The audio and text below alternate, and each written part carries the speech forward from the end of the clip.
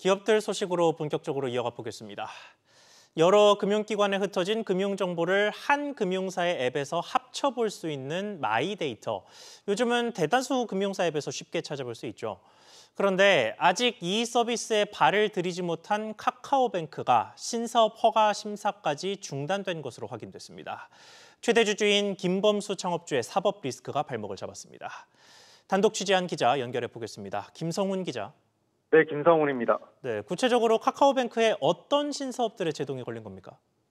네, 금융위원회는 지난 10일 회의를 열고 카카오뱅크의 본인 신용관리업과 전문개인 신용평가업에 대한 허가 심사를 보류하기로 결정했습니다.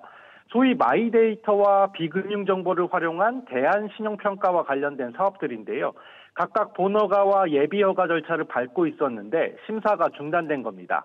이를 통해 카카오뱅크는 신용평가를 다각화해 사회초년생과 중저신용자 등 고객을 늘리고 신상품 개발에 활용할 것으로 예상됐는데 차질을 빚게 됐습니다.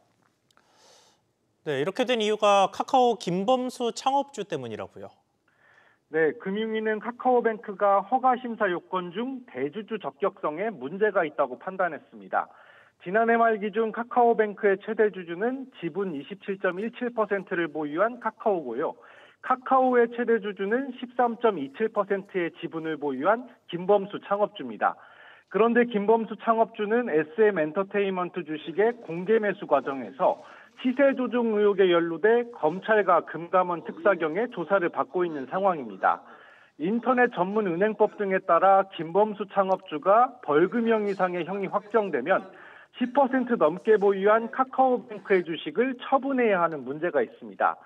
금융위는 앞서 2021년 금융업 인허가 절차와 관련해 조사나 검사 등이 진행 중일 경우 논의를 통해 심사를 중단할 수 있는 가이드라인을 마련했는데요. 금융위는 이번 사안이 중대하다고 판단해 심사 보류를 결정했습니다. 결국 김범수 창업주에 대한 수사가 종결될 때까지 심사는 무기한 포기하게 됐습니다. 계열사인 카카오페이도 앞선 2021년 대주주인 중국 엔트그룹의 적격성 논란 속에 우여곡절 끝에 마이데이터 허가를 받은 바 있습니다. SBS 비즈 김성훈입니다.